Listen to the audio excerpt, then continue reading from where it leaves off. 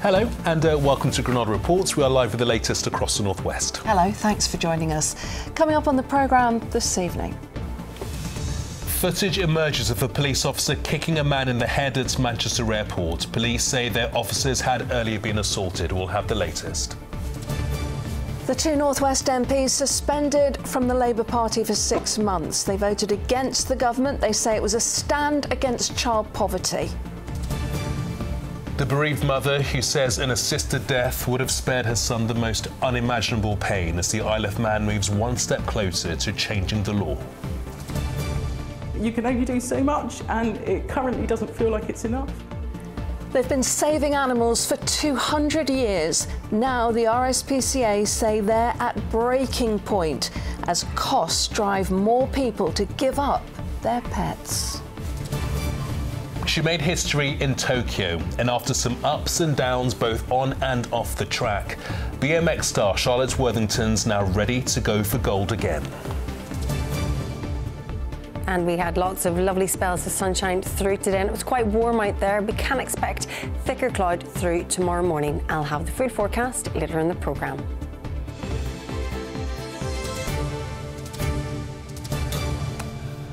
So please do stay with us. But first tonight, to a video that's spreading across social media that shows a police officer kicking a man in the head at Manchester Airport. In the last few hours, Greater Manchester Police have responded.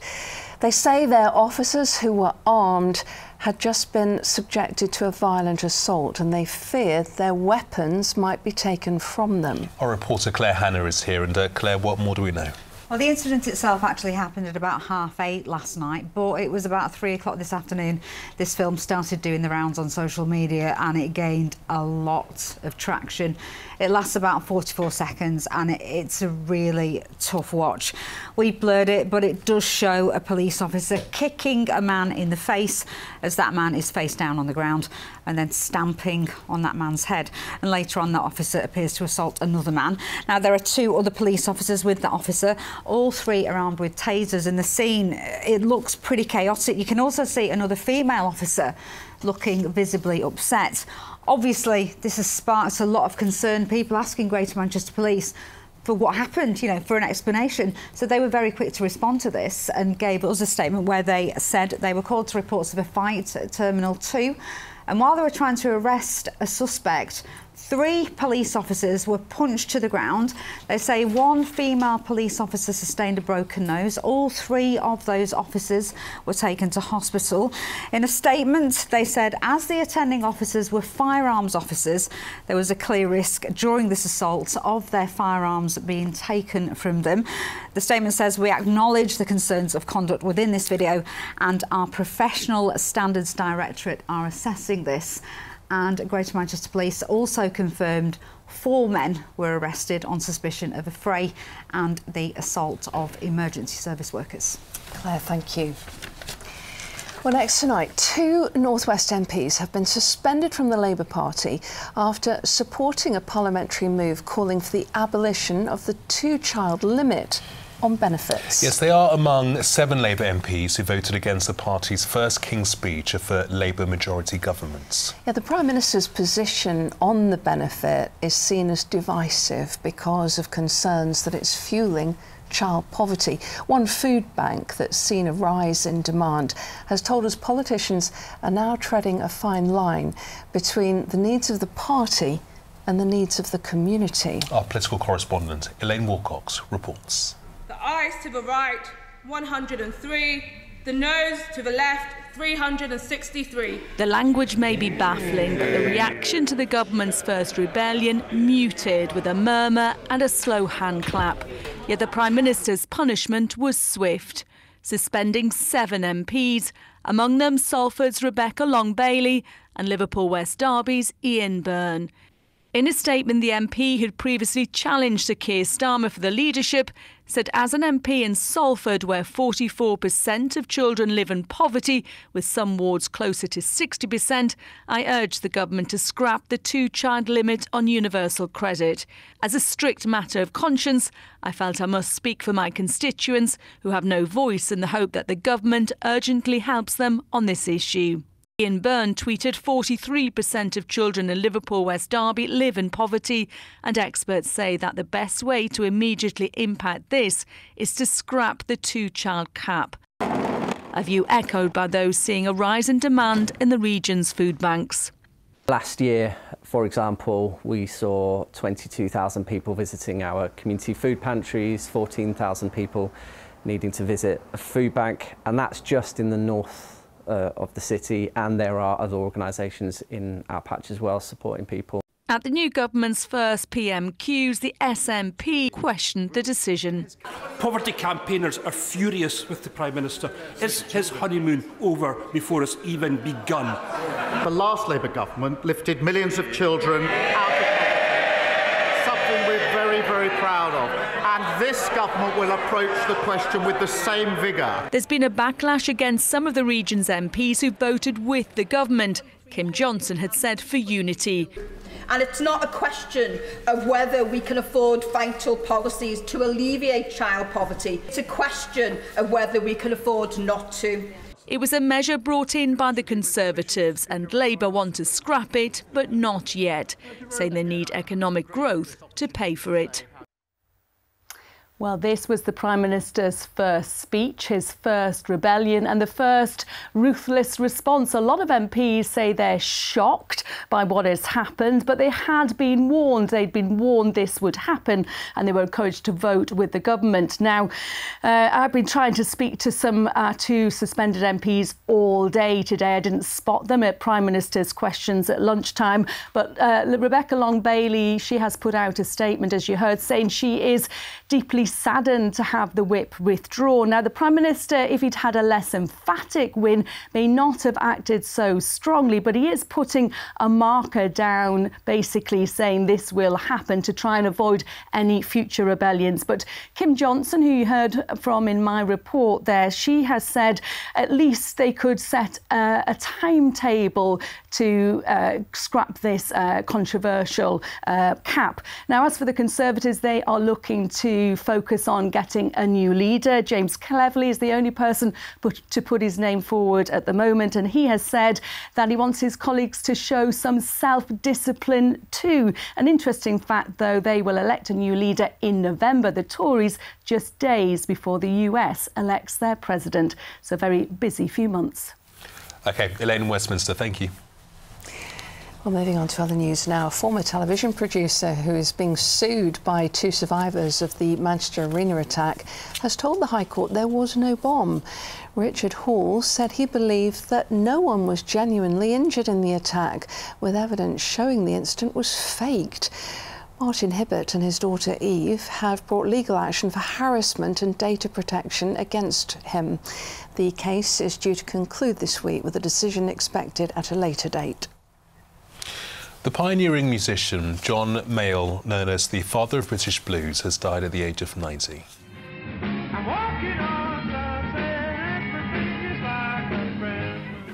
He was born in Macclesfield and was nominated for a Grammy twice and was due to be inducted in the Rock and Roll Hall of Fame later this year. He was best known for the 1960s band Blues Breakers with Eric Clapton and John McVie of Fleetwood Mac fame.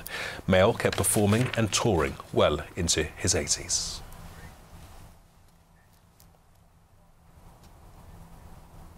Yeah, what an extraordinary musician he was. Now then, only last night we heard how the Isle of Man is now a step closer to bringing in assisted dying.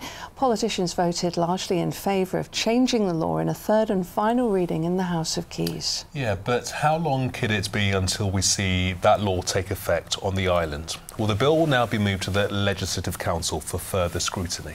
After that, it will return to the House of Keys, where politicians can either agree or disagree with any changes. If agreed, it then moves to Tynwald Court to be signed off and then given royal assent by the island's Lieutenant Governor in 2025. If it passes through all those stages, the island would introduce assisted dying legislation in just 3 years' time. Well, Millie has been campaigning for this change for many years. She's been speaking with our Isle of Man reporter, Joshua Stokes. At her home in Douglas, Millie is surrounded by her family. That was when we were backpacking in Australia. But amongst the good times lie painful memories after losing her son in the most heartbreaking way. I was going through breast cancer, and James, my son, we were really, really close. And then 2020, James was diagnosed with cancer. And unfortunately, he died, and I didn't. And it was a terrible cancer. It started with a little pea in his neck, a little lump the size of a pea. And when I saw him next time, it was the size of a plum. It ended up literally that size. It was eaten, cancer was eating his neck. He was being eaten alive inside. Can you imagine what that pain must have been like? It was horrible. It was horrific. And I thought, well, I brought him into the world. I was his mother. I was his mum. Surely I had the right to take him out when I saw enough was enough for him. But there was nothing more I could do. And so you had to suffer that pain till the end. And you think if assisted dying was an option for him, he would have taken it? Without a doubt. We talked about it on several occasions. He would have opted for assisted dying. That's a service that's taken one step closer to becoming a reality after politicians voted in favour of the bill for a third time. But it hasn't come without opposition. A number of doctors have threatened to leave the island if it were to be introduced. I would have no part with this, and I have spoken to many colleagues. They pretty much say the same thing. I don't think this is the right thing to do, and I am very uncomfortable if this becomes law. But campaigners like Millie remain hopeful that change will come. I pray every night. Every night I go to bed, I pray that it'll go through. It'll be a relief, and I'll be able to say to James, you played a big part in this, James. Your death will help somebody else have a more peaceful and less painful death. Well, next tonight, the family keeping a young soldier's memory alive after almost 14 years after his death. Darren Deedy was shot in Afghanistan in 2010. He died a few months later, aged just 22. Well, since then, his family's launched a foundation in his name. It gives veterans a helping hand after they leave the forces. And now the charity is working to open a veterans centre in Bolton, Darren's hometown. His mum Julie invited our reporter Jennifer Buck along to have a look around. It's a big job, but this former children's home is about to have a major refurbishment to transform it into a veterans centre. We take them in and won't get them back in work, mainstream, adjust them to civilian life, and just get them back on the right track, really. Julie lost her son Darren in 2010 after he was shot while serving in Afghanistan. Since then, she's opened her home, taking in countless veterans. Now she wants to extend that with the centre. I call it my self-counselling, if that makes sense. So by helping them, I'm helping me. It's pulling me forward as well, because obviously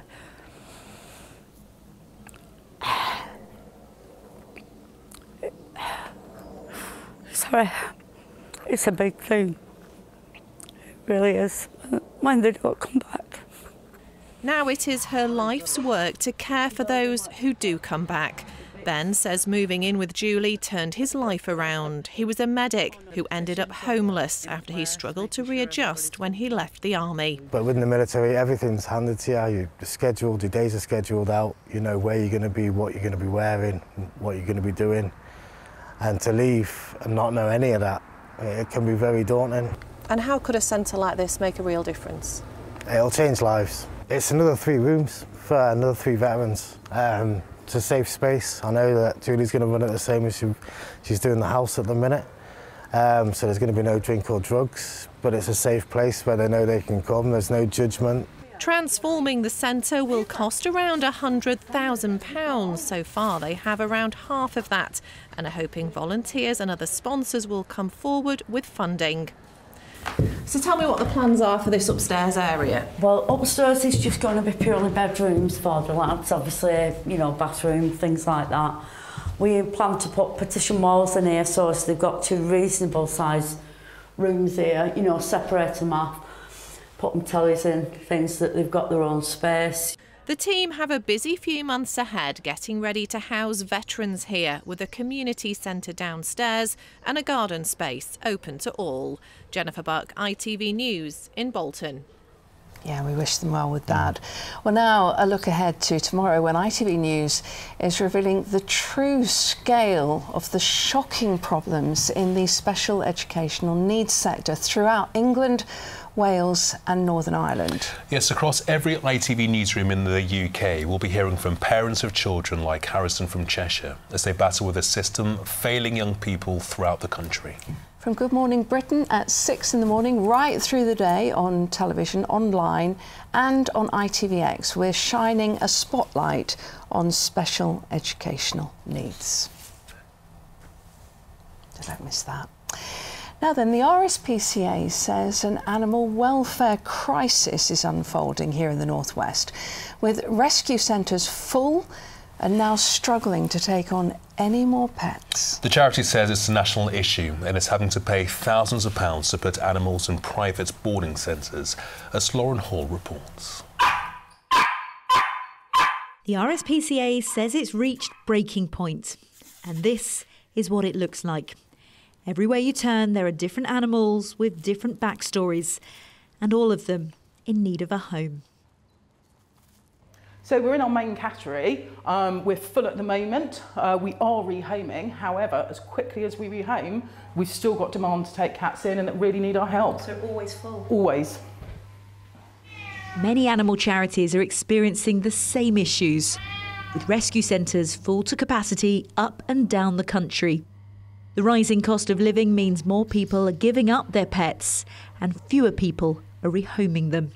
It's difficult to explain. You know, we're professional people and this is our job and we do it as a profession. It's breaking us. It is absolutely breaking us. Because you can only do so much and it currently doesn't feel like it's enough. It's taking its toll emotionally and financially. There's so much demand that they're having to rely on private boarding centres to help care for some of the animals. And that's costing the charity £500,000 every month. At the moment, the RSPCA is paying private boarding centres to care for around 1,400 animals. Nearly 200 of them are here in the northwest. A few have ended up here at Lee Luxury Cat Hotel in Greater Manchester. The owner says she gives the RSPCA a heavily discounted rate, which only covers the cost of caring for the animals. It's my bit for charity. It's my bit to help the cats. It's my bit to pay back to, you know, the community and everything else. Even with people doing their bit, it's not enough. The RSPCA's rehoming centres are full, but its cash reserves are far from it. And staff here say the situation can't go on for much longer. Lauren Hall, ITV News. I always wish I could take them all in.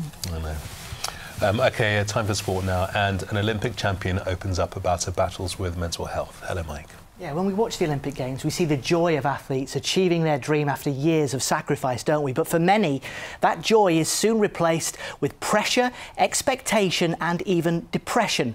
Manchester's Charlotte Worthington won gold in BMX freestyle with a trick no woman had ever managed in competition. But since then, she struggled with her mental health and even had to take a break from the sport. Now, as she prepares to defend her title, she's been speaking to Chris Hall. It was the dazzling and dizzying trick that catapulted Charlotte Worthington onto the global stage. But after the 360 backflip came more than a degree of readjustment as she fell back to earth hard.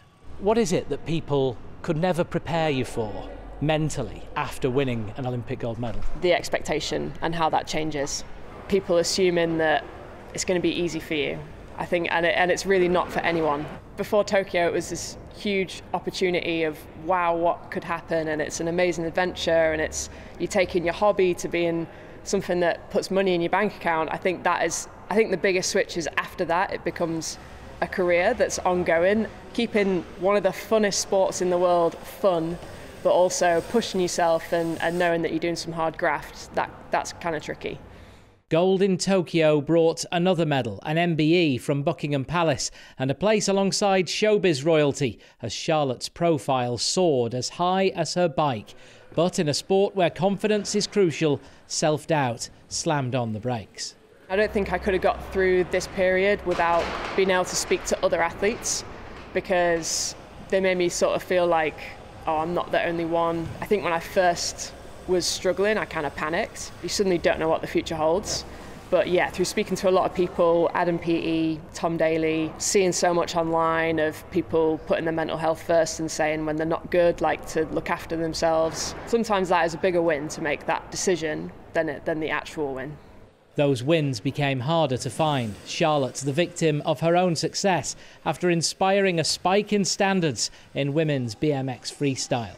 But after taking a break from the sport to boost her mental health, she found a path to Paris and won back her joie de vivre. Absolutely incredible to go to Paris and be a two-time Olympian, at least. It's fantastic to see what BMX has done for so many young people's lives. There's a huge talent pool in the UK. It being on the Olympic stage, it being so close to the UK, with the crowds, with the hype, it's just only going to get bigger and better. How great is it to see other creative sports being involved in the Olympic Games? We've got breaking involved this year. And are there any other sports out there that you think, actually, this would be good to be included as well? I don't think the Olympics is going in the wrong direction by including these sports. I think it can only be positive. We work as hard as all the other athletes with an additional factor of being creative and having your own essence on there. Other sports I think might be involved. I mean, I started off riding scooters. That is equally as extreme as riding BMX and skateboarding, and I think they've probably got a pretty good chance of making it in. And how would you be at breaking? Absolutely awful. I'm not a dancer. I'm very, very stiff.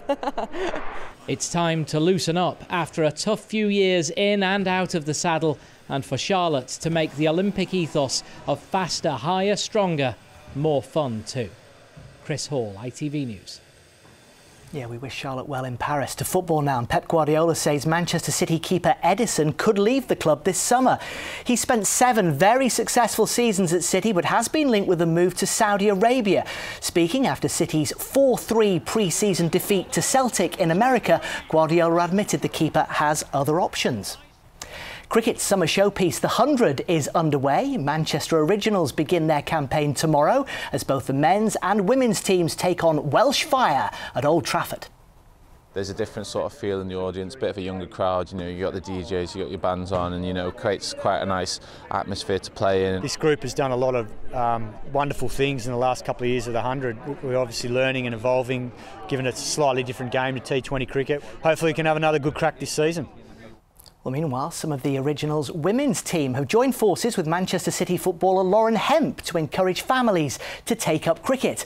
As a keen player in her youth, Lauren stopped as a teenager to focus on football, but she swapped her boots for a bat this week to team up with the Originals players at a cricket session at Cheetham Hill Sports Club. They are backing the Everyone In campaign, which sees the snack producer KP funding 100 new community pitches. It's nice to get involved in, obviously, a sport that I haven't played for a while, and yeah, obviously meet a load of families and kids who want to get involved in the sport of cricket, and obviously it's great to see. Sometimes, like, cricket's not available for everyone, and that's what we're trying to do to grow the game and make it available for everyone. So to see kids come down here and pick a bat up and the ball up for the first time, it's really nice. Yeah, she still got it, I reckon. Yeah, yeah, you never lose it, do you? Plays in the Manchester Originals team for it? Absolutely, absolutely. Yes. Welcome anytime. A woman of many talents. That is your sport tonight. Yeah, great to see the cricket. Amazing pictures of Charlotte as well. Thanks, Mike. Now, we're looking for your help to find a fantastic fundraiser to represent ITV Granada Reports at the Pride of Britain Awards. It's one of the biggest events in the showbiz calendar, but it's the amazing public, not the celebrities, who are the stars of the show. And now we need your help to find this year's ITV Granada Reports winner.